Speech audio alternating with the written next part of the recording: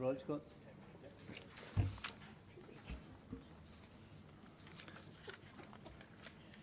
Well, I'd like to welcome the gallery, online viewers, staff and councillors to Richmond Valley Council's July Ordinary Meeting, and I will open the meeting with the acknowledgement of country. Richmond Valley Council recognises the people of the Bundjalung Nations and custodians and traditional owners of the land, and we value and appreciate the continuing cultural connection to lands, their living culture and their unique role in the life of this region in the past, present and future. Mr General Manager, would you say the prayer, please? Dear Lord, we meet to serve our community, to use our resources wisely and well, to represent all members of our community fairly, to make decisions that promote the common good. We recognise our responsibility to the past and the future, and the rights and needs of both individuals and community. As trusted servants, we seek blessings on our deliberations and on our efforts here today. May we act wisely and well. Amen. Amen. I believe there's no public access or question time requests. No apologies, everyone's present. Page 5, 5.1, my mayoral minute. I'll move that if I can get a seconder, please. Second.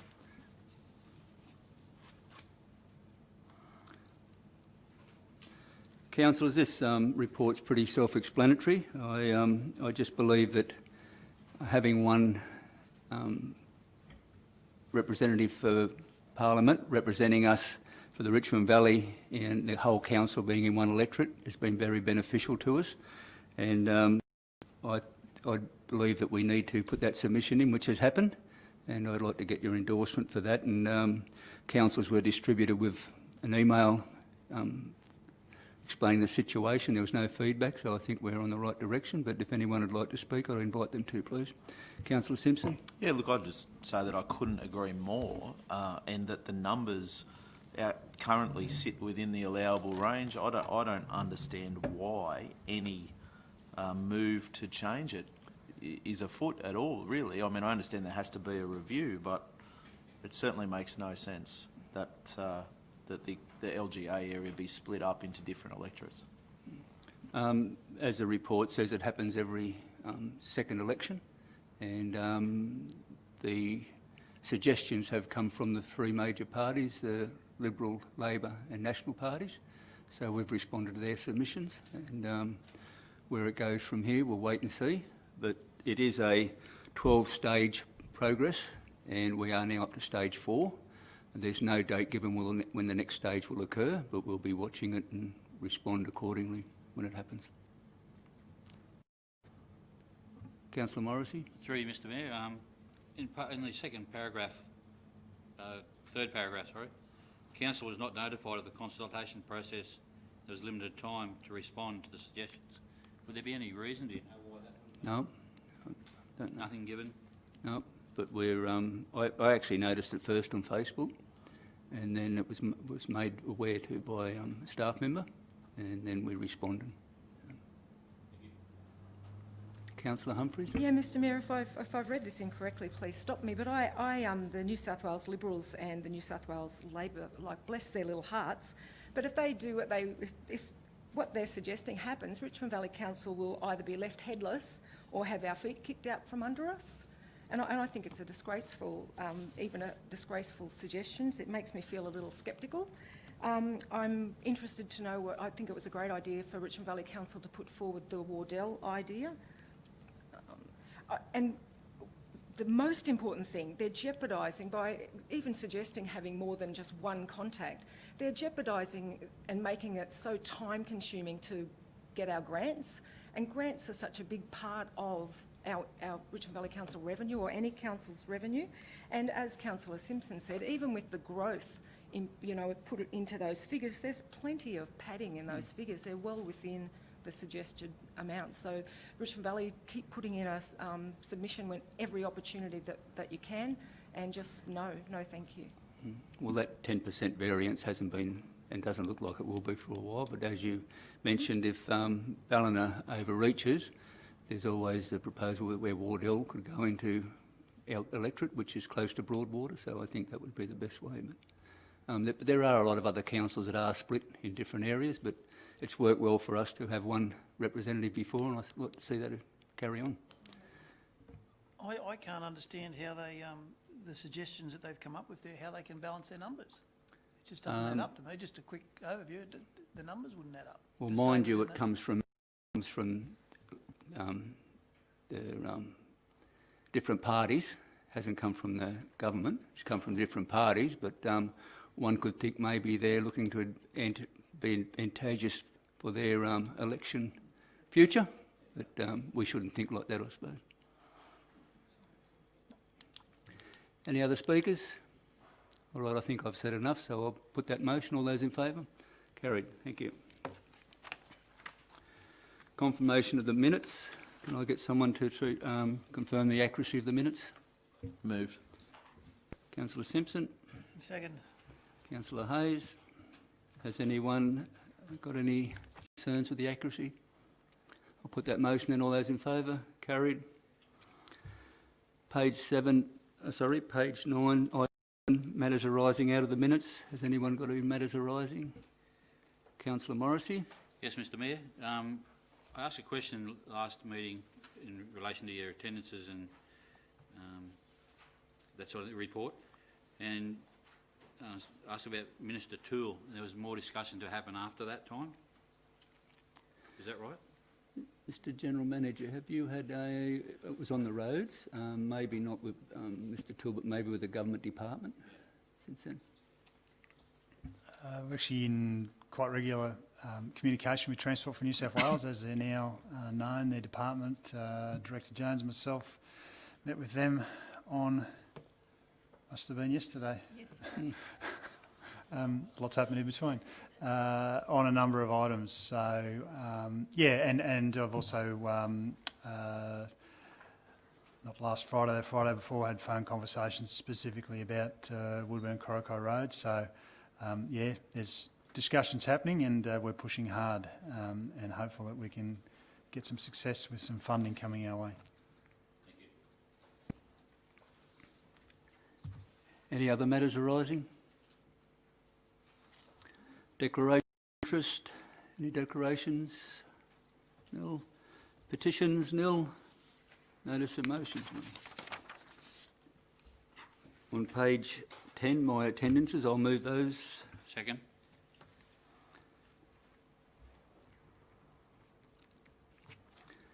Any questions? Councillor Mr. Morrissey. 20th of June, Deputy Premier John Barolow meeting Zoom.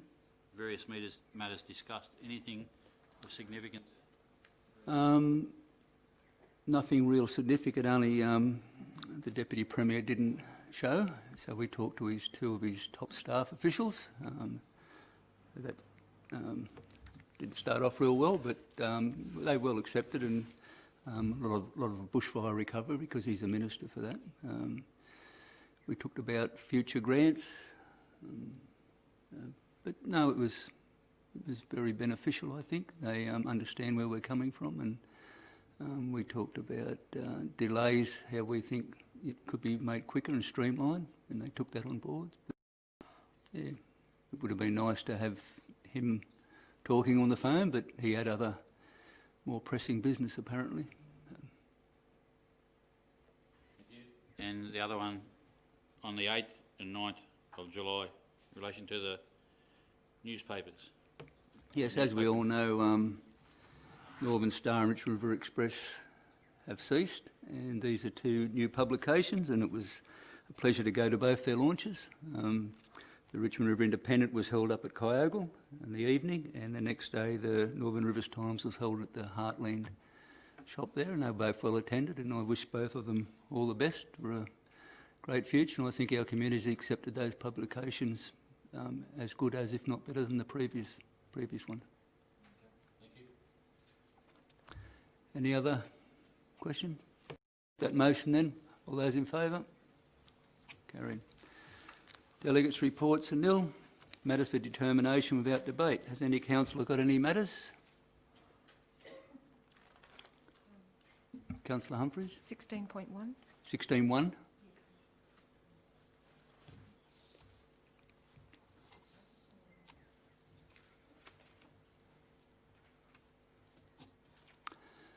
Thank you. Any others? I'd like to call 14.1 and 17.1, please.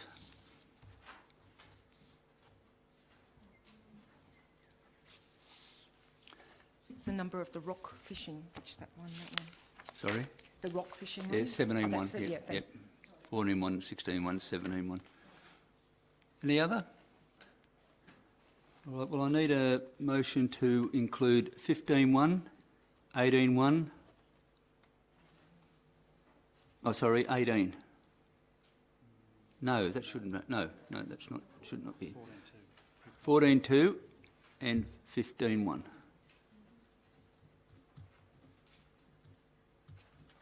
So you can get a mover for that. I'll move. Councillor Hayes, I'll second. Councillor Lyons. I'll put that motion. All those in favour? Carried. 14.1, I'll move that recommendation. Second. Councillor Humphreys. Councillors, I just thought I'd debate this and pull it out, and I think there needs to be a few words. As we know, that waste has been for a long time now one of council's major concerns, and when we go to the joint organisations, every council that's a member have got waste problems, and most of New South Wales, and saying that a lot of Australia has got a problem of where their waste will go. As we know, there was a lot going overseas. That's now stopped, and at last the federal and state government have recently recognised the concerns and challenges that local government have been highlighting for many years about waste, and this strategy will link in with their level of government's recently released guidelines. This strategy addresses the next decade for a safe and reliable resource recovery and waste management service for our community. So I endorse the strategy, and I'd like to compliment the staff that have done that and put it together, and hopefully we can get some go forward, because we're looking at an upgrade of cell 6, but maybe there's other options that can reduce the load that goes into that cell, because waste does cost our community a lot of money. Hopefully that will have beneficial outcomes with this strategy. Any other speakers? Councillor Humphrey. Yes, Mr Mayor, you touched on the staff. Even with the challenges presented both domestically and internationally, we're very fortunate to have, dare I say, staff that are not only experienced, but they're passionate about waste. And the strategy, it actually outlines the opportunities that can be explored, and it also has what infrastructure that might be needed. So it sets us in a really good space to go forward in a really challenging business. Any other speakers? That those comments about the staff can be passed on, please. Thank you. I'll put that motion in. All those in favour? Carried.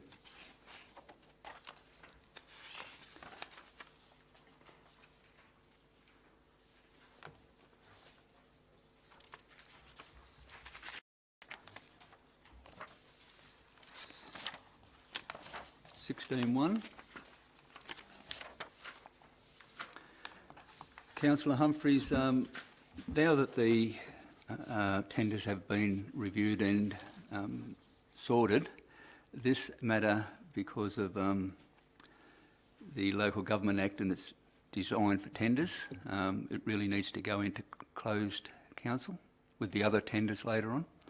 So I know you called it, we need a recommendation to do that, and I've asked if we can, I've asked Mrs Clark to put it up on the board, and if you'd like to move that, that would be appreciated. It's just under the Local Government Act, we have to do that.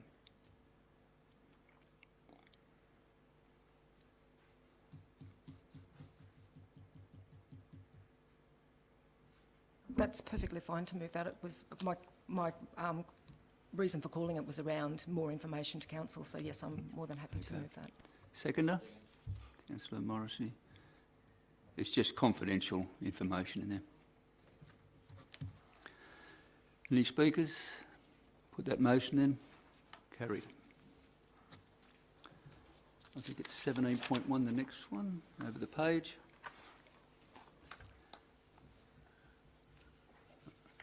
I'd like to move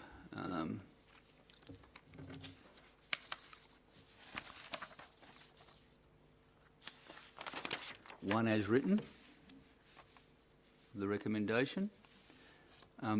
Number 2 would be council will continue to promote safe fishing practices through education and notify the public when the enforcement period commences.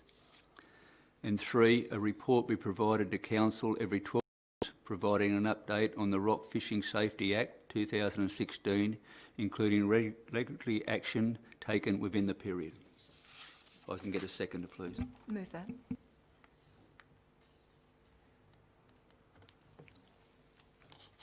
Councillor, as you know, this has been phased in over the last 18 months.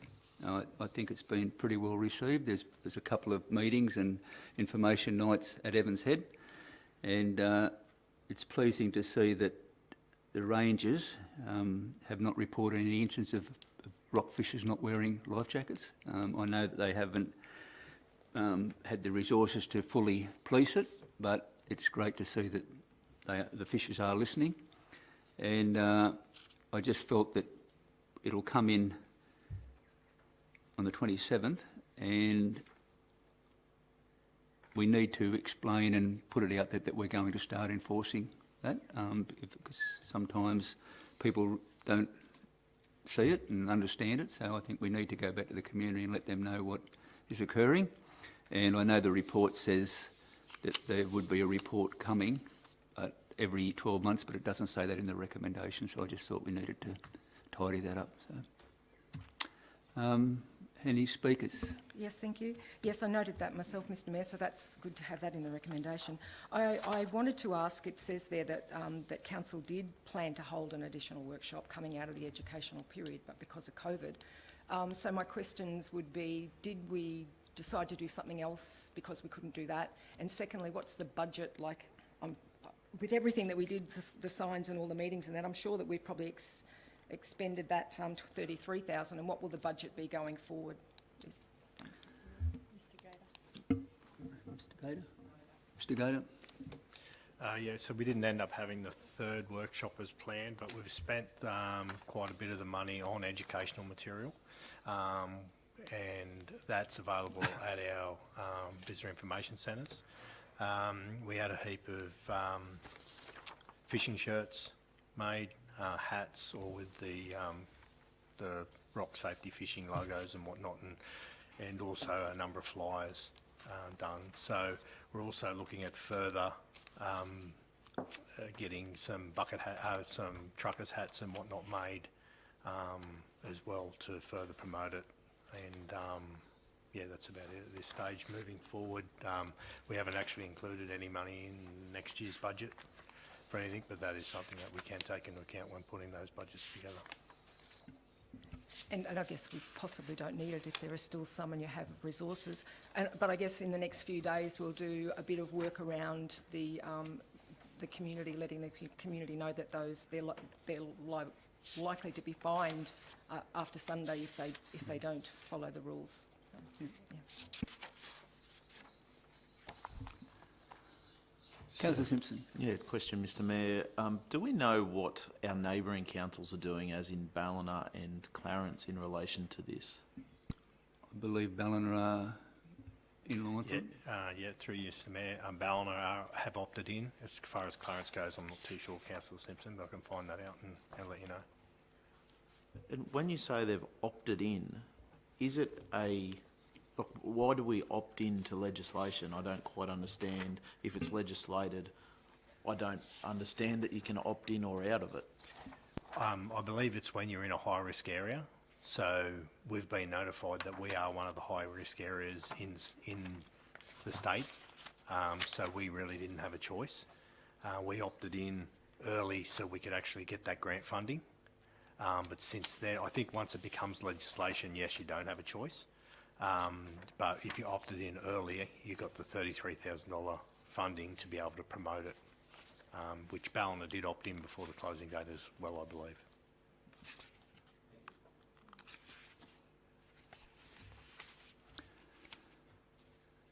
Any other speakers?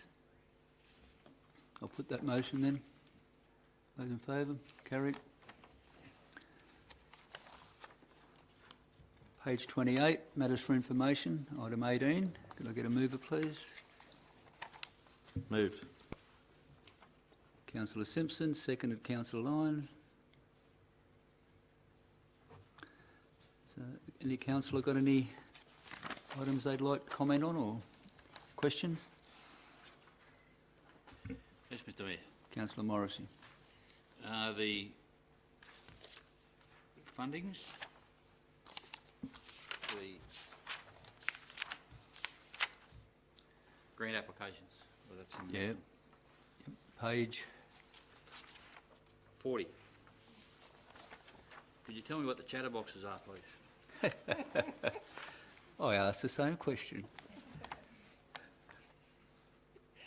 Director Jones, please. Thank you. Through you, Mr Mayor.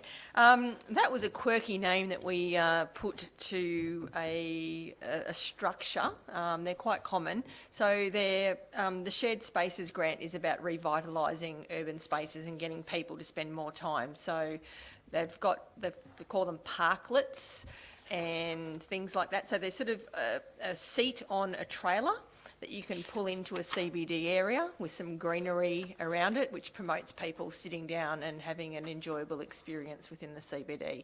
So imagine a trailer that can be towed by a vehicle with a sort of a bench seat in a U shape around it with maybe some greenery and some plants in planter boxes behind with some astroturf and things like that, maybe an umbrella.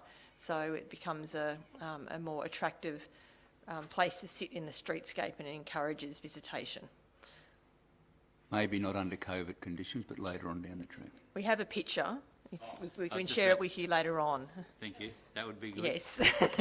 But we were creative, I was told, with our grant application and called them chatterboxes, i.e. people getting together and having a good chat on the street in some comfort to try and create a little bit of interest and maybe have a point of difference with our grant application. I think we've applied funding that we could get several of them, and because they are on a trailer, they can be moved around and easily stored. So rather than having, traditionally they used to use things like sort of almost like a skip bin with a side cut out or a container, a shipping container that was modified. They were quite heavy and they required a significant effort to move. These structures are on wheels and they can be easily towed around. So we envisage on using them in our streetscapes, and also we can move them around for various events that we hold within our shire also. So a bit of multi-purpose, bit of equipment that we hopefully will get funding for. Would you be able to tell me measurement size when the seats are in? Yes, I have an email that shows some dimensions. We've got some quotes from a company that actually constructs these pieces of equipment. So I have some dimensions for you. I'm happy, I will forward that email to all councillors after tonight's council meeting for your information if you'd like. Great, not a problem. Any other items? Mr Mayor, I'll just make a quick comment on the customer service report. Yeah. Just to comment positively on the customer service team working remotely during the COVID. And I'd also kudos to the community for staying at home and not having so much foot traffic and doing their business online. By telephone, thank you.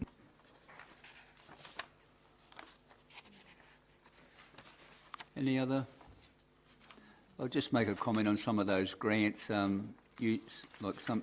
Sometimes we wait for nearly a year to receive funding, but the state government has actually released the money to some of those grants even before we've started them. Like the sale yards, I think it was only a couple of meetings ago we got our final payment for that, but it's good news, some of them, so they're trying to get that money out there to us, so that's very good.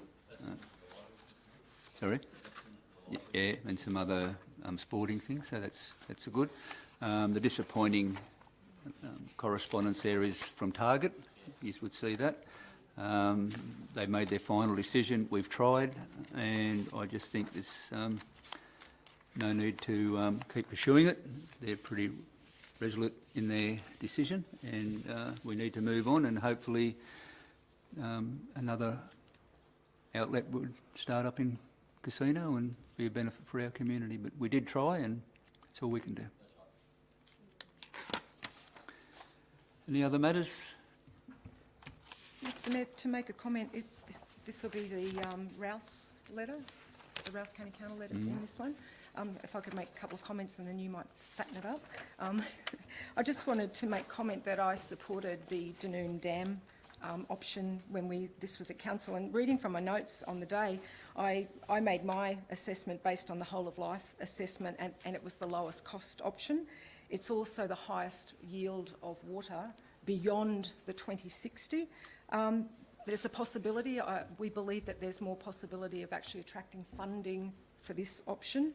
I've put there again, it's a permanent source of high quality water.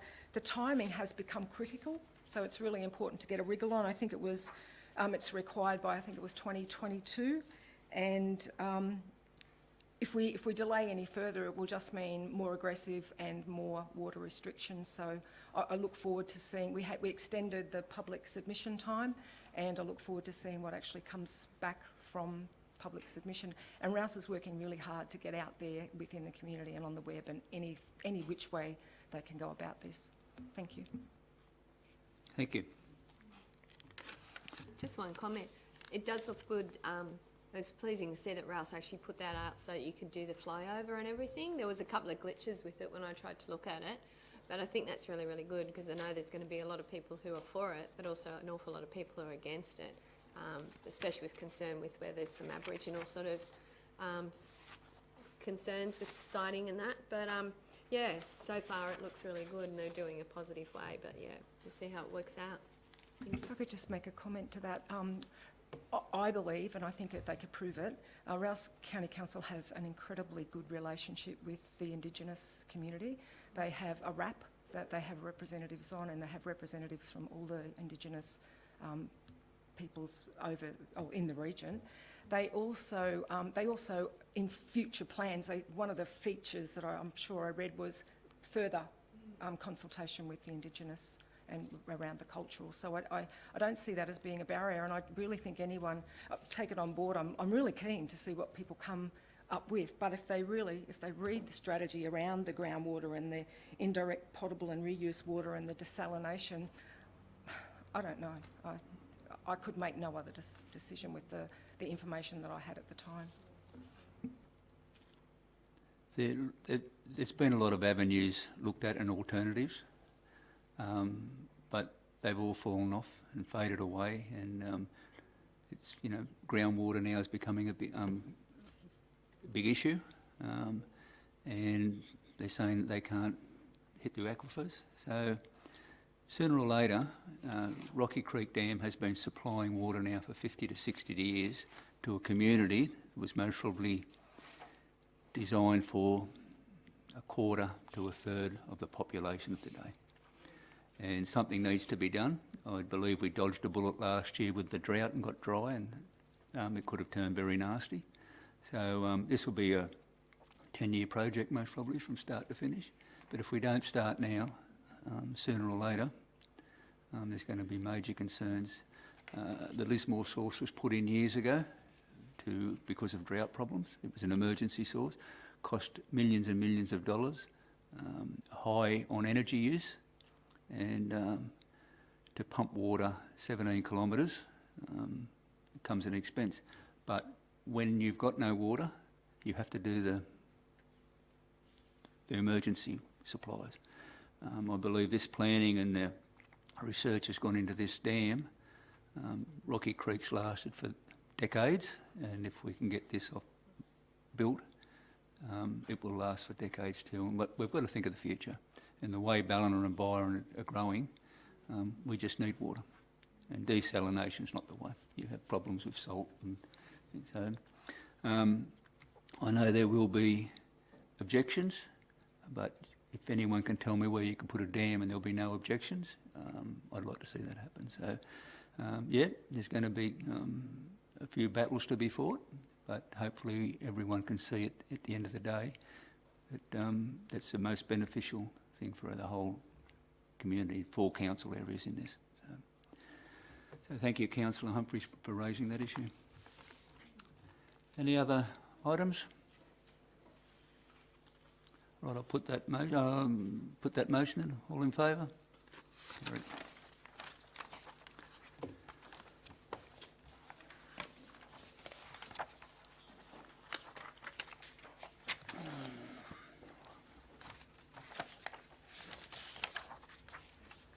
Questions on notice nil.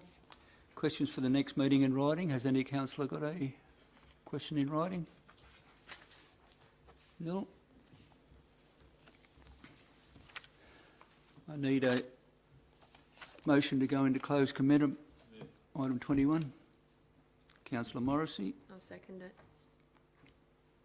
Councillor Lyons. Mr General Manager, has been any written representation made regarding the meeting going into closed council? No, Mr Mayor. Are there any verbal representations from the members of the public? No. Any councillors like to say anything?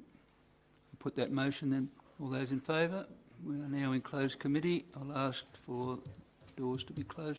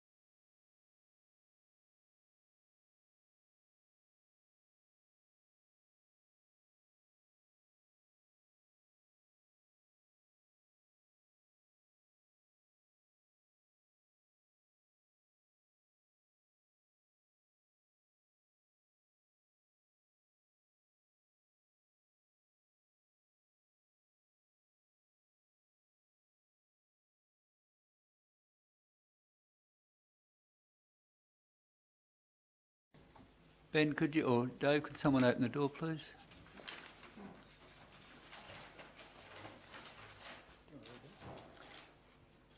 Thank you. Okay, if you want to. Mr General Manager, could read the resolutions from closed council, please? Director Jones will do those honours this evening. Thank you. Director Jones. Thank you, Mr General Manager. Okay. With regards to item 21.1, Woodview Quarry Lease Tender, the recommendation is that the General Manager be authorised to negotiate a commercial outcome for the lease of the Woodview Quarry in accordance with the information contained in the Woodview Quarry Lease Tender Report and discussions by Council. 2, that a report be brought to Council on the outcome of the negotiations for a commercial agreement to lease the quarry prior to any lease being finalised.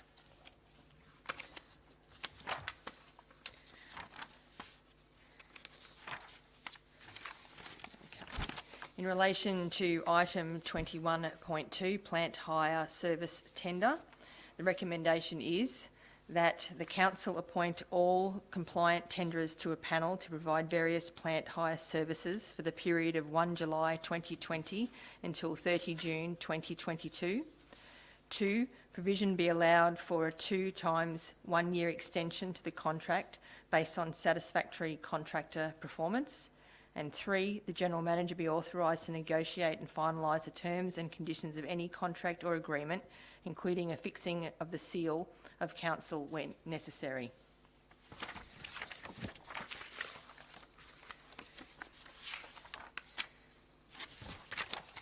In relation to item 21.3, the tender for the design of the Casino Memorial Swimming Pool upgrade, the recommendation is that Council declines all submissions received for tender VP 191367, the design of Casino Memorial Swimming Pool upgrade, due to all submissions being higher than the budget allocated for the works. 2, determines not to call fresh tenders as submissions received were of sufficient number and quality to make a new tender process unwarranted. 3, apply clause 178(3)(e) of the Local Government General Regulation 2005 to authorise the General Manager to enter into direct negotiations with nominated tenderers with a view to obtaining works within the available budget and to finalise the terms of the contract or agreement, including a fixing of the seal of Council where necessary. And 4, note that the outcome of the negotiations be reported to Council for information. Thank you, Director Jones. I'd like to thank all the viewers for watching online and staff and councillors for their attendance. Keep following the government's COVID-19 guidelines and stay safe. I now declare the meeting closed. Thank you.